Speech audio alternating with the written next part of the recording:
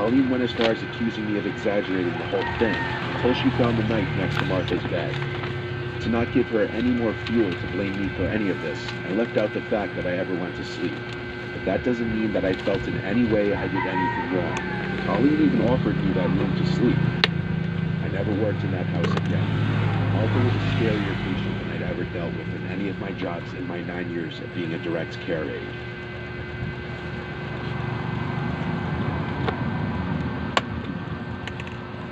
Welcome to the future of entertainment, kung saan ka makakagawa ng kahit anong kwento. Tawag mo na ang Cartaya ng libre.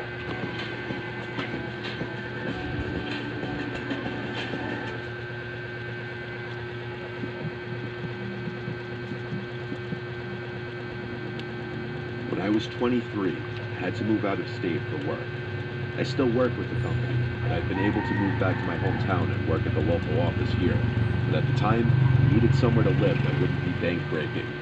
I made a posting on basically all the websites for a roommate: Facebook, Craigslist, Twitter, and even on my neighborhood subreddit. I had a guy named Rob reach out to me on Facebook stating he has a room available in his place. I looked at his pictures to see if he looked like a somewhat normal guy, and he did. I was open to the idea of having a male roommate, as long as they seemed normal, even though my parents were very against it. Rob and I FaceTimed, during which he gave me a virtual tour of the place. Apparently he owned the place outright. It was a modest house in the middle of town, only a 10-minute drive from where my office would be. He also seemed pretty nice. Didn't get any bad vibes at all. His price was fair, and his rules were very good. He said it was available to move in right away. Quite it was settled. A week later, all my things packed and slowed down. I met Rob right out front of the house, where he greeted me and handed me a key. The first thing I noticed about him was he was really short. He was eye level with me. He helped me bring some of the bigger and heavier bags inside. He showed me my room, which was furnished already. He said one of his friends had been living there and recently moved out. I replaced all the pillows and bed sheets with my own, of course. The rest of that day was me settling in. Rob, I could see, was trying to get to know me, presumably make me feel at home. I didn't get any overly friendly vibes yet. The next day was Sunday. Rob offered to drive me around town and show me around. I wasn't eager to, but I said sure, just to get off on a good start with him. He drove us around town, showing me where the good shopping centers are, good restaurants, and stuff like that. And then he offered to get us lunch. I really wasn't hungry. He was suggesting a sit-down lunch, almost like a date. I didn't want him to get any kind of wrong idea. I just needed a room. I said I'm not hungry, and then he right away suggested we go grab drinks somewhere instead. I politely shut it down too, saying I don't drink on work nights. He was being a bit pushy, saying, come on, just a couple drinks. I still maintained my politeness and said, another time. He gave up. He went really quiet all of a sudden, like he was upset. I'll admit, I was slightly uncomfortable, but nothing I couldn't handle yet. That week was my first week at work, so my attention was focused mostly on adjusting to the work week. It wasn't until a few days into the week that I got home and did my laundry and noticed my hamper full of clothes seemed moved. Like the clothes weren't how I remembered they were left. It wasn't until I was loading the washing machine that I noticed a pair of my underwear was missing. I checked my room top to bottom like 5 times. It was gone. I had a disturbing thought. The frog. No, I refused to believe that just yet. There was no chance in hell I would confront him and ask him that. Still, I was now starting to wish there was a lock on the door. That weekend, I bought a lockable doorknob from Ace Hardware, and while Rob wasn't home, I swapped out the current doorknob with a new one. Now I could leave the place in peace. I figured I'd tell Rob the next time I saw him. He didn't come home that night, though. He must have been working. The schedule seemed pretty random. That night, I woke up and it was Rob. He was saying my name, and he didn't sound happy. I checked the time. It was like 1:30 in the morning. I decided I would pretend I was asleep. I was honestly kind of scared to open the door. I had a feeling it had to do with the doorknob. I was right. The next morning, I woke up to a bunch of texts from Rob saying, we need to talk. Be home after work. I simply responded, is this about the doorknob? He responded back, yes. I apologized to him and said I was planning on telling him. He replied back, it comes off today. It was getting incredibly nasty and weird vibes from his tone. My next response I thought out a little longer. Basically said how I hope he can sympathize and understand that I'm a girl and I just feel safer being able to have privacy in my room. He responded a little nicer this time. He still basically said no to my request and that the old doorknob needs to go back on. I was confused and upset. I had to respect his wishes. I did also install it without telling him, so I felt like he had a right to be kind of mad. But how did he know I changed it? It's not like I had the old doorknob sitting out in the open. The idea that he tried coming into my room that night kind of scared me. I changed the doorknob back the next day and returned to Ace. This is where things went really downhill, though. There was a knock at the door one day when Rob wasn't home. It was a girl around my age. She asked me if I was living here with Rob, and I said yes. She warned me to get out of there immediately, that Rob has multiple restraining orders against him from different girls, and he's known to be a very dangerous, creepy stalker. I was at a loss for words. I asked her how she knew I was here. She said she knew that he was trying to rent his room, and that it's not surprising he opted to have a girl move in. She said she saw me moving in and wanted to wait till he wasn't home to come warn me.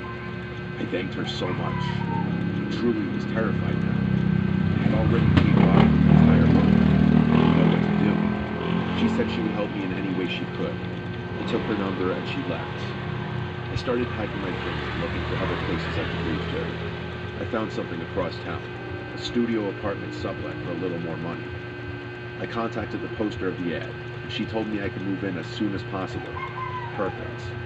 Now I just needed to tell Rob and get my money back. I started packing some of my stuff into my car, and I texted him that I'd have to be moving out tomorrow, as something with my family came up and I needed to go home. He didn't answer. He got back to the house about an hour later and asked me about my text. I came up with my best fake story possible, and he said yeah, he'll give me the money back tomorrow after he goes to the bank. I was super relieved. About an hour later, he knocked on my door and then said, by some chance some girls say something? I simply said, no, what do you mean? And he said, never mind. It just seems like you're running away out of here for another reason. I insisted that it was purely because of the family reasons. He said, okay, and left. Sadly, the story didn't end there. I woke up that night and screamed at the top of my lungs when I saw a black figure sitting at the end of the bed. It was Rob. He turned and put his hand on my mouth and went, shh. I said, please don't hurt me. And he responded, why would I hurt you? I knew someone said something to you. Don't believe what these girls say. I said, you're scaring me. And this part is still just as insane to me as it was in that moment. He started to caress my leg. He said, I don't mean to scare you. Right after I said he's scaring me. I got out of the bed and ran for the door, and he screamed at me to stop. I ran outside with my phone in hand and called the police. I hid in the bush until they showed up, and I explained the entire situation to them. They made Rob come outside and give his side of the story. Basically, I told them I just want to get all my stuff out of the room and I'm leaving. So the cops stayed there as I collected the remainder of my stuff and brought it all to my car. I also insisted on Rob Venmoing me the money back while the police were there. He did so, actually. The whole time the police were there, he tried his best to act like some normal dude, I could tell.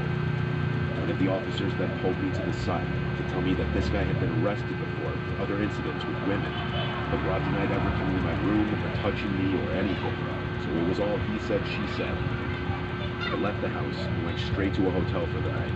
The next day, I moved into the studio apartment. Luckily, the girl who posted that facilitated a quick moving. I have never and will never live with another man who is not my boyfriend or husband ever again. Just anyone I don't know for that matter.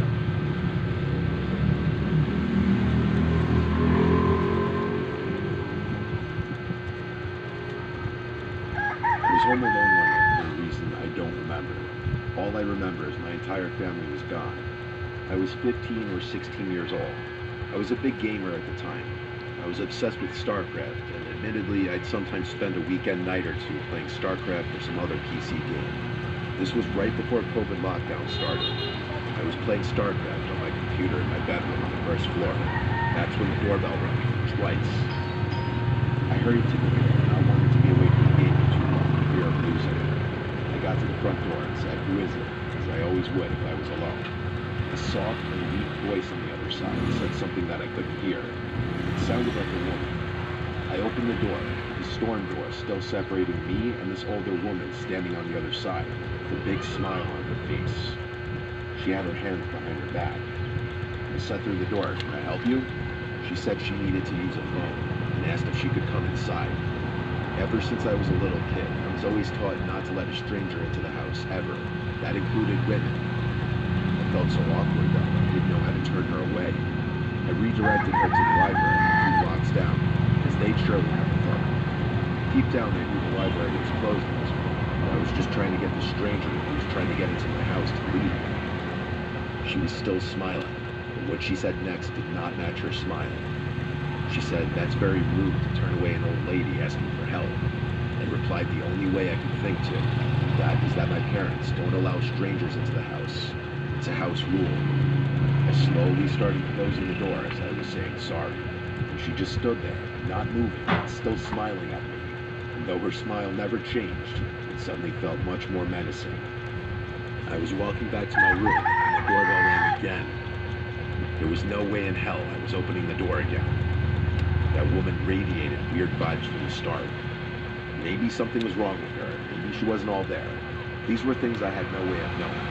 Maybe that was selfish of me to send her on her way, but I just wasn't opening the door for anyone when I was home alone. I went back to my game. Not too long after I sat back down, I heard something tapping on the window. It was a clinking type sound from something metal. The window was directly in front of my desk. I had the blind pulled down, so I couldn't see what was making the noise, but I already had an idea. My room was the only room with a light on in the house. The horrible thought that it was the old woman from just before, and that she walked over to my window, terrified me. I turned off the sound on my computer. At this point, I didn't care about my game. The clinking sound on the window persisted.